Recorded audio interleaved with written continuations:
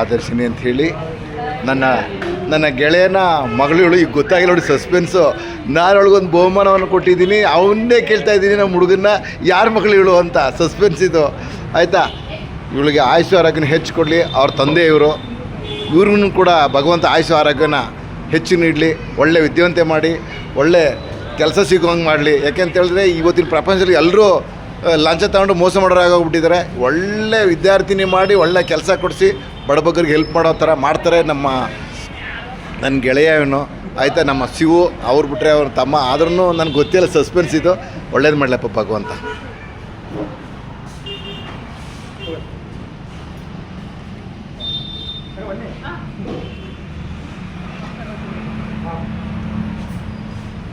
ಸ್ವಲ್ಪ ತಿನ್ಸವ, ಜಾಸ್ತಿ ತಿನ್ನಿಸ್ಬೇಡ.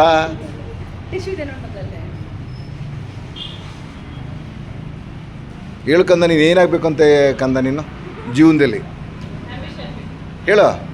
ಒಳ್ಳೆ ಹಸನ್ಮುಖಿ ಮುಖ ಇದೆ, ಏನಾಗಿ ಒಂದು ಕನಸಿರಬೇಕು ಹೇಳ. ಸಂಕೋಚ ಬಿಡೋದು ಏನು ಬಂತು ಇಲ್ಲಿ.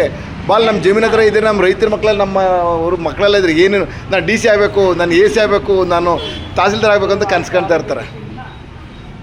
ರೇಖಾ ಅವ್ರು ಈ ಕಡೆ ನೋಡಿ ಸ್ವಲ್ಪ. ಏನು ಕಂದ ಹೇಳು, ನಿನ್ನ ಕನಸು ಏನಿದೆ ಕಂದ? ಏನಾರು ಒಂದು ಕನಸು ಇರಲೇಬೇಕು. ಏನಾಗಬೇಕಂತಿದ್ದೆ ಮುಂದೆ ಓದಿ, ಏನಾಗಬೇಕಂತಿದ್ದೆ, ಏನು ಓದಬೇಕು ಅಂತಿದ್ದೆ, ಏನಾಗಬೇಕು ಅಂತ ಇದೆಯಾ? ಇರಬೇಕು ಕಣೆ. ಏನಾದರೂ ಒಂದು ಕನಸು ಅನ್ನೋದು ಇದ್ದರೆ ಮಾತ್ರ ಸಾಧನೆ ಮಾಡೋಕ್ಕೆ ಸಾಧ್ಯ. ಹೇಳಕ್ಕಂತ ಪರವಾಗಿಲ್ಲ. ಮುದ್ದಾಗಿ ಗೊಂಬೆ ಥರ ಇದೆಯಾ?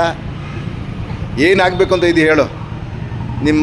ನಿನ್ನ ಕನಸನ್ನ ನಿಮ್ಮ ಅಪ್ಪ 100% ನೆರವೇರಿಸ್ತಾರೆ. 100ಕ್ಕೆ 100. ನಿಮ್ಮ ಅಪ್ಪ ನನ್ನ ಗೆಳೆಯ ಅಂತ ಗೊತ್ತೇ ಇಲ್ಲ ನಿನಗೆ, ನೀನೇನೋ ಗೊತ್ತಿಲ್ಲ, ಈಗ ಹೇಳಿದ ಮೇಲೆ ಗೊತ್ತಾಗಿರೋದು. ಹೇಳೋ. ನಾನು ಹಿಡಿತೀನಿ, ನೀವು ನಿಂತು ಹೋಗಿ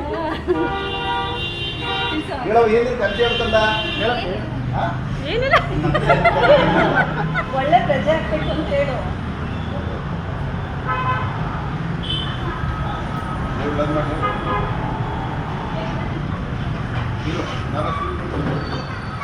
ಬೆಸ್ಟ್ ಇಂಡಿಯನ್ ವುಮೆನ್ ಆಗ್ತೀನಿ. ಒಳ್ಳೆ ಪ್ರಜೆ ಆಗ್ಬೇಕು. ಯು ಕ್ಯಾನ್ ಸೇ ಪಪ್ಪ ಮಮ್ಮ ಬರೋ.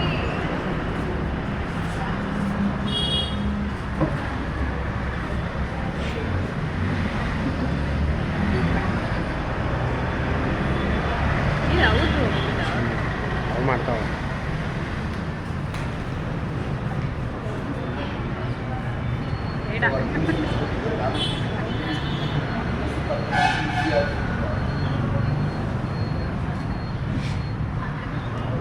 ಈಗ ಪ್ರೇಕ್ಷಕ.